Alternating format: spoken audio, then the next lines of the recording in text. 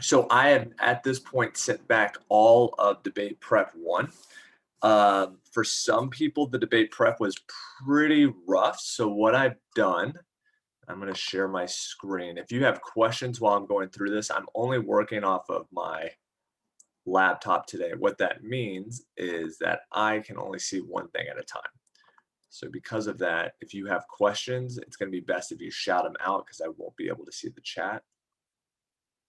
If you go to Classwork Exemplars, you will see that I've posted debate prep one exemplar where I go through and explain exactly what everything should look like. These are actually student answers. They're not my own, but they are all correct, and go through some of the complexity of the debate prep. Now, Emmy, since you're in here and you were very honest in your debate prep, I want to talk about document number 3 really quickly, especially in relationship to document number 2. Okay, so document number 2 was this graph that showed this really, really massive piece of land called the Phillipsburg Manor. 49,000 acres, about half the size of the city of Atlanta, was sold and divided up amongst 287 people. 194 of them used this idea called preemption rights.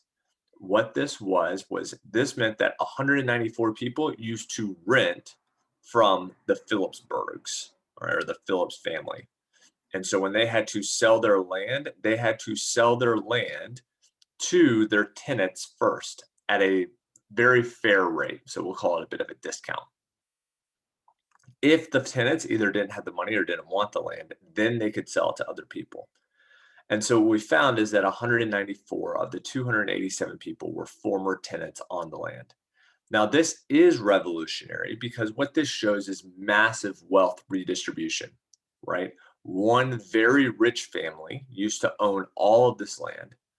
Now, 287 of them are going to own this piece of land. So it's been divided from one family to 287 families. And 194 of them used to be people who didn't own land at all. These are first-time home buyers, if you think about it that way. So because of that, that's revolutionary. Now, if we go down to document 3, though, there's this person, Beatrice Rubens, and she is arguing that this was revolutionary. This breakup of this land was revolutionary, but not enough of it happened. She explains that, in fact, there are people such as the Livingstons and the Vans. They had enough land to where 260,000 people could have bought land. So again, we're talking about, at first in document 2, 194 new home buyers. She's saying that if just these 2 other manors were broken up, that's another 250,000 people. So the biggest plantations or the biggest manors weren't split up. So why then were the Phillipsburgs or the Phillips family, why did they have to split theirs up? It's because they supported Great Britain during the war. All right. And so she's wondering what would have happened if the manor lords had to also split up their land, not just if they were Tories, which is loyalists, but instead if they had also been patriots. What would have happened if just the richest people had to give up their land? That would have been truly revolutionary. So she is saying that there's a limit to the revolution, that it's not as strong as this first document makes it appear to be. All right, questions about that before we move on?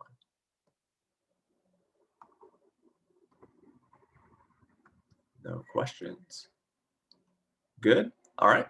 So then let's go to document prep number 2. I am not going to be making a exemplar for document prep number 2 because honestly, I don't want to give everyone all the answers. I do want to see what you know on the debate.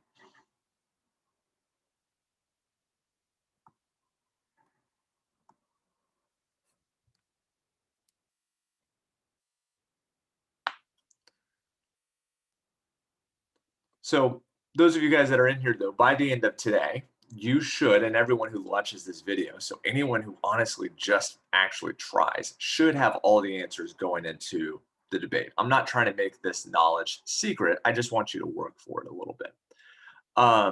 So let's go through these three documents really quickly. This first one is called Primo Jinter. Now, this is the idea that when somebody dies, the father, it goes to the firstborn son. So this was to try to keep big estates in one place, keep the family very, very powerful. All right. And what this is saying is that states eventually got rid of this idea, meaning the father and mother or the father or owner of the estate didn't just have to leave all the land to the firstborn son. In fact, it might even be illegal if they did that. So, because of that, these are the last 7 states that break it up. Now, the American Revolution, just so you guys know for some context, was from 1775 until 1783. So with these being the last 7 states that stop this idea, do you think this shows that it's revolutionary or it's not revolutionary? Probably that it is Revolutionary? Oh. Yeah, it would show that it is revolutionary. That's what I would think too, because it's showing that instead of it just being this old, tired way of how land is passed down to the first male inheritant every single time, you could pass it to daughters, you could pass it to multiple people. And so because of that, that wealth is one, going to spread out to multiple individuals, and two, it's not going to be so male dominated. And since this is happening right around the American Revolution, we can assume that the revolution is somewhat influencing this idea of the American Revolution, that about equality and things like that, right? Any questions about this document?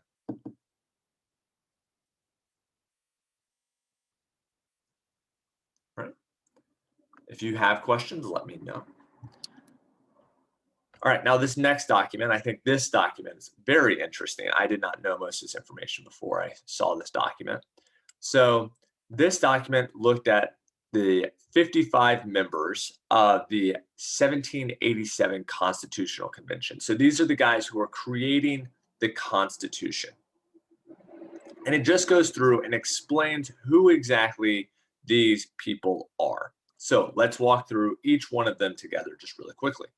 They're mainly lawyers, right?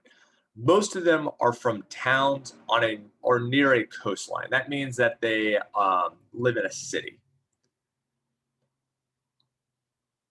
So no one of these 55 people is a very, very small farmer or is a working class member. No one's poor. All right, 5, 6. I'm not great at fractions, but we'll call it like a little over 80%. Are going to be benefited economically if the Constitution is adopted. Most of these guys are invested in land, or I guess, sorry, it's saying at least 14 people are invested in land that's going to be speculated, meaning it's not valuable yet, but it will become valuable probably if the Constitution is adopted. 24 members have a loan that the Constitution could take care of.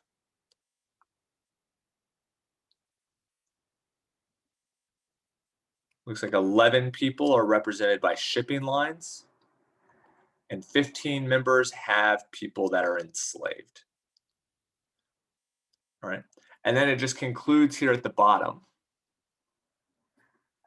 It cannot be said, therefore, that the members of the convention were disinterested. Practically, men were there to build their new government upon the only foundations which could be stabled: fundamental economic interest. So, and looking at this, it's showing that a lot of the people that are working in the Constitutional Convention are going to be economically benefited by the Constitution. All right.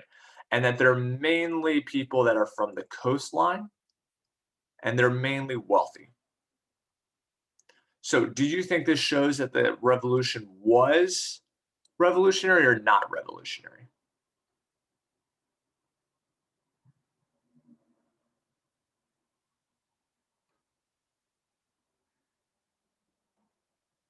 I said it wasn't. Okay, you're right. At least in my opinion, you're right. Now, how could we argue that it's not? What could we say? There was little to no change with the working and lower class. Most of the change was for the higher class who already had an upper hand over those other social classes. Yeah, I love that answer. Anyone else? Also, the other classes, other than the rich people, didn't get represented in the government because if these were who their representation was, then that was an inaccurate representation of the states as a whole. Yeah, perfect. Like both of those answers. I'm recording this right now, so if you aren't able to, if you're like unsure about your answer, I think if you took both of those answers and were able to put them together, I don't really have much more you would want to add to it. It's a lack of equal representation amongst everyone in the colonies, which is kind of the whole point, right, of the reform of the revolution was to get better representation. And what this document's kind of pointing out is, not everyone's still being represented. And the people that are being benefited the most are the wealthy. Who were the people that were benefited probably the most under the old regime, under the king, pre-revolution? The wealthy. So the wealthy are still being benefited as well. So how could we really call it a revolution? It's kind of going from a group of powerful people ruling a bunch of not powerful people to just another different group of powerful people ruling not very many powerful people or not powerful people. Any questions about that document?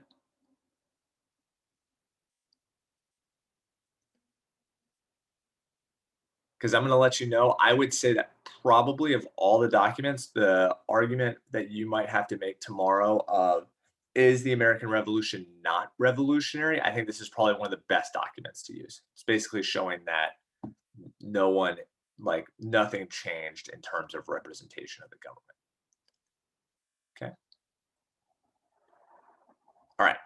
Last, which is related to this document. All right. It's just going to explain it maybe a little more clearly,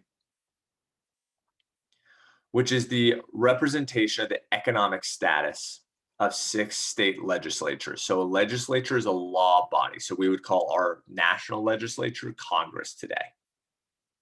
All right. So let's look at 3 different colonies are now states because again, we're looking at 1765. 1765, these would have been colonies. 1785, this is after the American Revolution. This is great because we're going to get to see what happened before versus after. Do we notice anything different? All right. So 1765, 36% are wealthy. 1785, 12% are wealthy. Well-to-do, which I'm probably guessing was what we would call like our upper middle class today, 46 or 47% to 26. Moderate, which is what we'll call our middle class, 17% to 26% or 62%, a little dyslexia. And then poor, 0 to 0. So let's just take this first chart right here. Does this first chart show us that the revolution was or was not revolutionary? What do you think?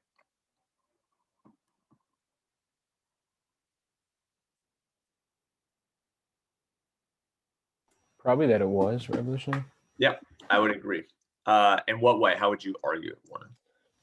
I mean, like there's like better representation of like the middle class among the leadership. So yeah, perfect. It's the kind of opposite of what we're saying right here. Okay, so document 5 is basically saying there are only wealthy people there, whereas document 6 is saying that there's more middle class people. Let's look at 3 other states: Maryland, Virginia, South Carolina, 52% to 28%. And just so you know, the way you could kind of why they have this broken up this way, this is kind of the lower colonies or the southern colonies or the southern states. This is the northern. So what if this was just like a northern thing? 52% to 28, 36% to 42, 12% to 30. So it looks like the North did a little bit better, right? They went from 17 to 62 in the middle class, whereas in the moderate, the middle class for the South, 12 to 30%. But there's still growth overall, right? There's more equality overall, regardless if you're in the South or if you're in the North. Now, just really quickly so that we don't get confused, how can both of these things be true? How can document 5 be true and document 6 be true? And this is something that might confuse people, which is why I think it's good that you guys are in here. So document 6, this one that we're looking at, this is about state lawmakers. So this is about local government, people who are making the state laws. This top one is about the national government. So if we were arguing, was it revolutionary or not? We might say, well, on a national level, no, it wasn't revolutionary because, you know, the national government's still represented by all these wealthy people. But at the state level, at the local level, it was revolutionary that people did become more represented across all social classes. Right. And then document 7. I think this one's probably the easiest one because it's the one that I think most of us know about, right? Like that, what was the biggest thing that didn't change before the revolution and after the revolution when it comes to equality? Slavery.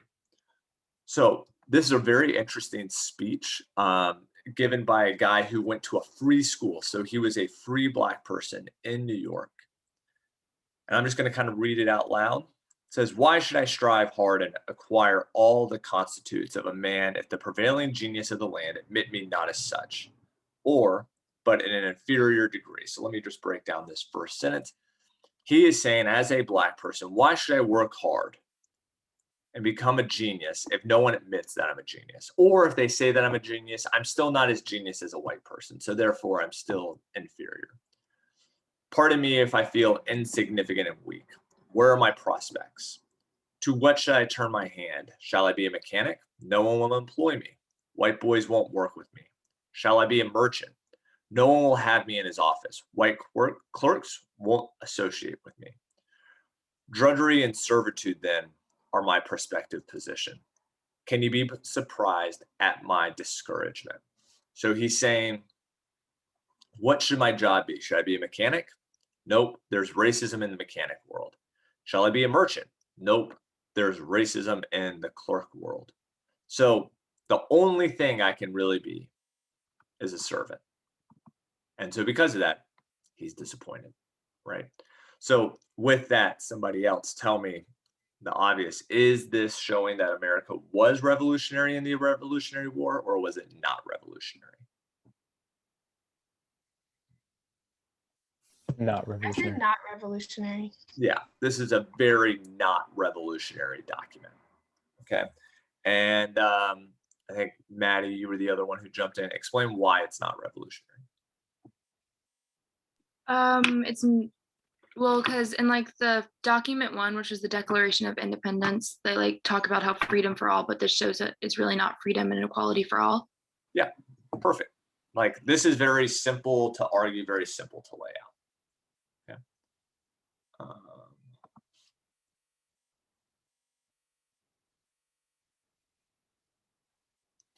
Sadira, don't worry about it. I'm not grading your debate notes. I thought I might have time to like look over them, but looking at my day today, I probably won't. So they're really, I'm going to send them all back to you guys anyway. So don't worry about that. All right. Yeah. So these are the documents. Now, in prepping for your debate tomorrow, what I would do is I would organize your documents in a way, or at least the notes of your documents. If you do the intros and summaries correctly and the analysis correctly, you don't actually need to know you don't need to have the document directly in front of you. You can just go off of your notes that you've already written, your intro and summary, and you should be able to argue effectively. But if you want like a guaranteed grade that you're very confident with, that this isn't going to be stressful on it all tomorrow, I would just kind of have a 90-second paper for both.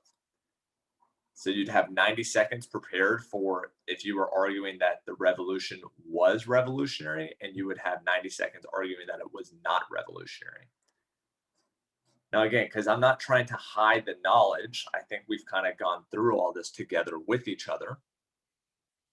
Running through these documents together, document 4 shows that it was revolutionary. right? Because they're getting rid of this idea of how land should be passed down. Document 5 shows it was not revolutionary. All the interests of the government are still involved in wealthy people, and it's not represented accurately by the rest of the population. Document 6 basically shows the exact opposite of document 5, but on a local level, not on a national. And document 7 shows that Black people have not gained equality yet, regardless of the Declaration of Independence. So therefore, it is not revolutionary. So 7 is not, 6 is, 5 is not, 4 is. So 2 and 2.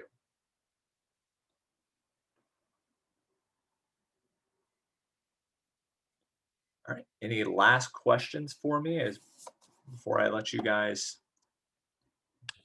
I have a question about when we do the 90-second paper or say like talking, do you want us to just like go document after document, or do you want us to like piece it all together and make it flow? Yeah, I think the best argument to get the best points, you're going to have like a thesis, basically, where you would have like something that would kind of keep all the documents together, and then you could go line by line with that thesis. So just like how you would normally write a paper for this class. I'll let you know that if you don't have that, I think you can still make like an 85 or a 90. So it's kind of separating those that make A's versus B's. Cool, thank you. Yep. Anyone else?